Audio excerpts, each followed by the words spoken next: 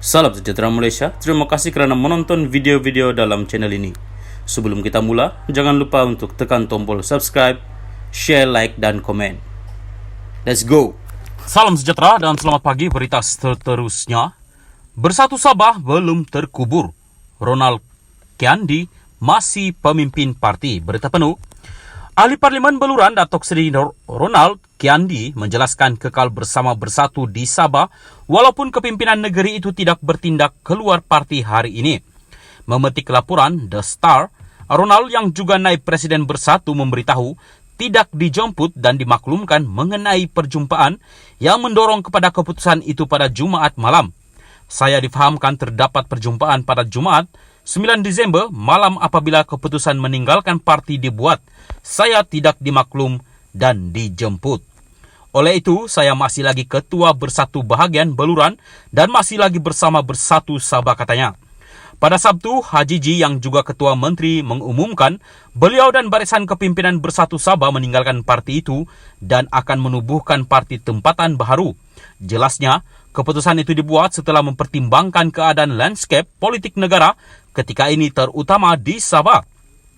Selain itu, Haji Ji berkata, keputusan kepimpinan Bersatu Sabah untuk meninggalkan Bersatu adalah atas dasar bahawa ia tidak lagi boleh dipertahankan untuk kekal sebagai status quo.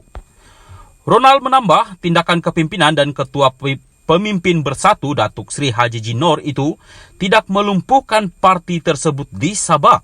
Sebaliknya, kata beliau, Bersatu masih mampu mengekalkan sokongan akar umbi kerana tindakan pimpinan tidak mendapat restu daripada ahli. Dakwa beliau, beberapa ketua bahagian juga berbelah bahagi mengenai keputusan itu.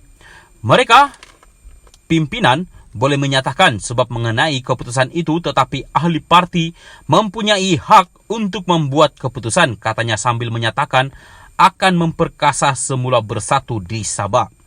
Kemelut Bersatu Sabah dan Ronald tercetus apabila beliau tidak dicalonkan sebagai calon GRS pada PRU 15 bagi kerusi Parlimen Beluran susulan kerjasama antara gabungan itu dengan Barisan Nasional.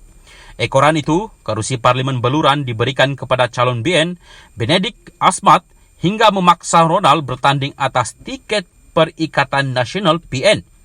Namun, Ronald berjaya memenangi kerusi Parlimen itu dengan majoriti 1,594 undi.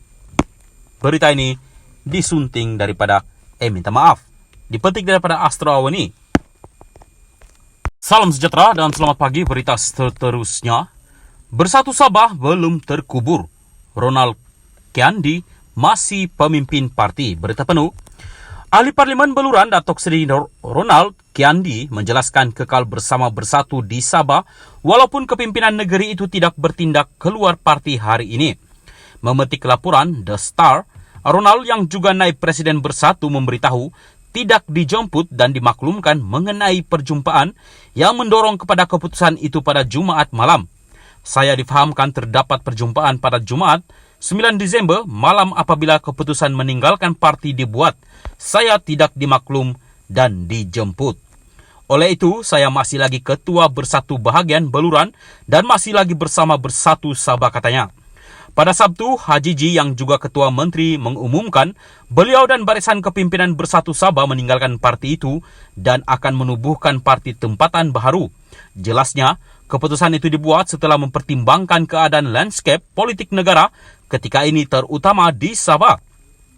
Selain itu, Haji Ji berkata, keputusan kepimpinan Bersatu Sabah untuk meninggalkan Bersatu adalah atas dasar bahawa ia tidak lagi boleh dipertahankan untuk kekal sebagai status quo. Ronald menambah, tindakan kepimpinan dan ketua pemimpin Bersatu Datuk Seri Haji Ji Noor itu tidak melumpuhkan parti tersebut di Sabah.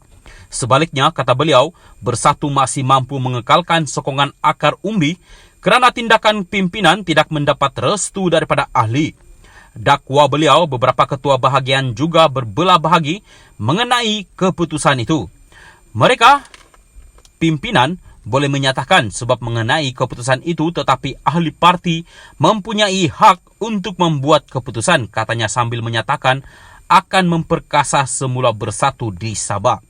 Kemelut Bersatu Sabah dan Ronald tercetus apabila beliau tidak dicalonkan sebagai calon JRS pada PRU 15 bagi kerusi Parlimen Beluran susulan kerjasama antara gabungan itu dengan Barisan Nasional. Ekoran itu, kerusi Parlimen Beluran diberikan kepada calon BN, Benedict Asmat, hingga memaksa Ronald bertanding atas tiket Perikatan Nasional PN. Namun, Ronald berjaya memenangi kerusi parlimen itu dengan majoriti 1.594 undi. Berita ini disunting daripada, dipetik daripada Astro Awani.